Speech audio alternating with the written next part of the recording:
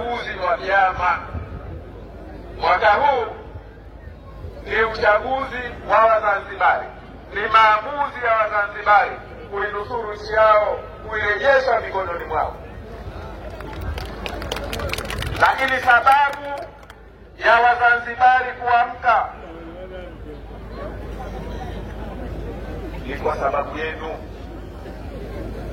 ni kwa sababu ya mahudhurio yenu, hamasa zenu, kuonesha kwamba ikiwa sisi tuliopita kwenye maafa yote, kwenye shida zote, kwenye dhiki zote, kwenye maafa yote ya kuuliwa watu, ya kuumizwa watu, ya kudhalilishwa watu, tena mpaka juzi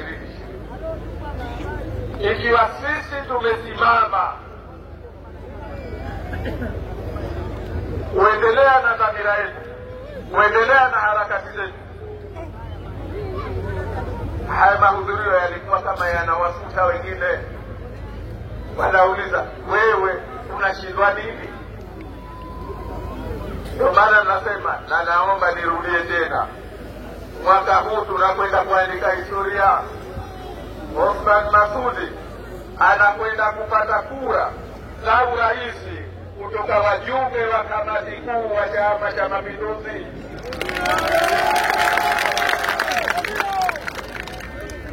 Anakwenda kupata kura kutoka kwa wajumbe wa halmashauri kuu ya Chama cha Mapinduzi.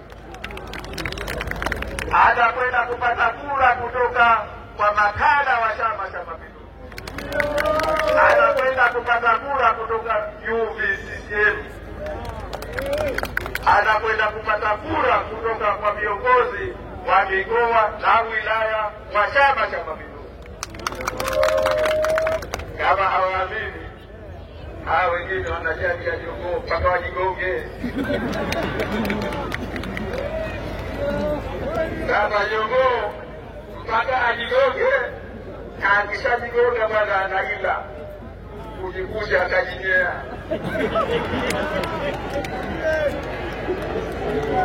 Kujikuja hapa huko sitaki nifike, lakini ninalosema ni hilo. Ndugu zangu, yatazameni, mtayaona. Hii ni rada kinachokwenda kuwadhuru.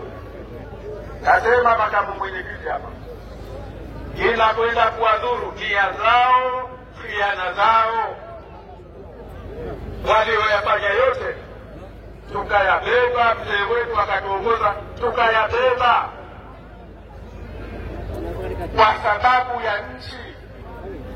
Twende tukajenge nchi. Ndugu zetu umewaua 21 watoto wa kiti wengine. Jimbo la Ole nyinyi mashahidi. Ndugu zetu wabishi, vijana wadogo, wengine ni baba wa familia kubwa. Mwenzetu mmoja kauliwa Konde pale, ana watoto 18 na wake 2. Vizuka kaacha, yatima kaacha 16. Mtu mmoja unakwenda kumdhulumu. Kuna kijana dada mmoja hapa, tena namwita msichana, miaka 24, bado mdogo, kimba miezi 6, kapigwa risasi, kauliwa yeye na mtoto wake. Walipokuwa washenzi, majahili watu hao.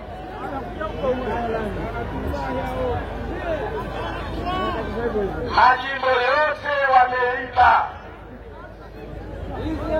Halafu sisi yote hayo tumeyabeba. Ndugu zetu wanawake waliodhalilishwa. Wewe Muislamu gani, kiongozi gani, unakwenda kusimamia haya kwa sababu ya cheo? Utafikiri cheo watu wanakwenda nako kaburini. Kumbe vyeo hawafiki nako hata kwenye ufuo. Eti jamani, kuna mtu anayekwenda na cheo kwenye ufuo? Hakuna. Lakini hawa majahili, dhalim, Mungu kawapotosha, Mungu kawapofua. Baada ya yote hayo, walijua sisi tutakufa chama hichi, harakati hizi. Waliiba chama, wakachukua jukwaa letu tulilokuwa tukifanyia harakati, wakaona tutakusha. Sasa baba kaiba chama, mwana yeye akaona aibe harakati. Leo una kiongozi unajiita Muislamu mwadilifu, unasimama mbele za watu, mbele ya nyumba za ibada, unahubiri kwamba kweli utaleta uchaguzi wa amani, utaleta haki, utasimamia uadilifu. Halafu ukirudi unakaa na makuhani wako na vikaragosi vyako, mnapanga hujuma kuwaibia wanyonge hawa waliokuwa hapa. Umewaibia kila kitu, unataka kuwaibie hata sauti yao kwamba hawakutaki. Hebu jamani, hajasikia tuseme hatukutaki? Hatuna haki ya kukukataa, hatukutaki. Ujue mtu kukataliwa, ukijua kukataliwa bana ni heshima kubwa kuliko kung'ang'ania kupendwa. Lakini ganda ndo ni sumari. Ukijua kukataliwa, jamani, ni heshima kubwa sana, hasa kwa kiongozi. Habari zangu sasa wanataka mabadiliko. Kwa nini unataka kutufurugie nchi yetu? Kwa nini? Nchi yetu ilipopita kwenye misukosuko, wazee wetu walikaa wakatafakari, wakafanya suluhisho. Tuwe na serikali ya umoja wa kitaifa, atakaishindwa atakaishinda, wote wakae pamoja, tujenge nchi hii. Ni nchi yetu pamoja, tujenge mustakabali wetu. Hii nchi tajiri, si masikini. Tumeingia kwenye umasikini kwa sababu ya mambo yaliyokuwa hayana maana. Leo umekuja CNU, wewe hutaki CNU, unasema lazima hii tuliunda serikali ya pamoja, sio ya pamoja kama iwe ni upande mmoja tu. Jua kwamba sasa mwenzangu mwache aongoze, mimi nakubali tushirikiane. Kama hulitaki unataka nini? Kama hulitaki hilo unataka nini? Ndio maana ndugu zangu nawaambia, salamu zetu kwa ndugu zetu askari hawa wanakusudia kuwatumia. Wanasema tumetumika vibaya mara nyingi, muda mrefu. Hebu fikiria, kuna kiongozi halafu huyo ananadi eti anaenda kukuletea maendeleo, lakini kunamtumia kijana mdogo askari aende akakuibie. Askari akishakuiba, mwizi tumwiteje? Eti jamani, nawauliza watu waone,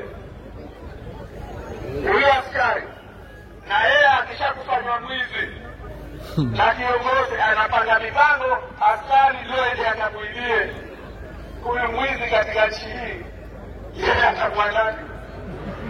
Atakuwa mwizi.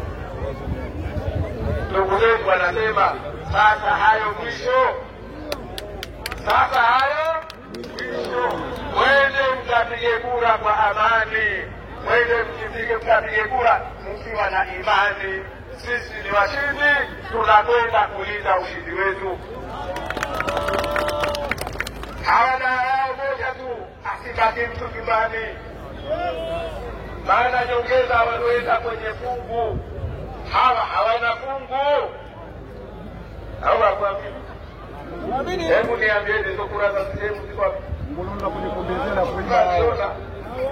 Mnazisikia harufu? Eti mwaka huu anategemea 99% waibe.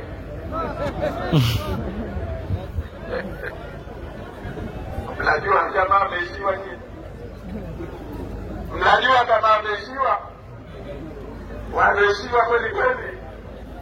Sisi tunaambia ndugu zetu, tumewapa kwamba kweli tunakubaliana na nyinyi. Vikosi viliundwa na wazee wetu kwa madhumuni maalum,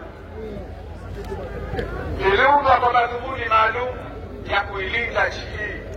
Hawa hawajui thamani yake,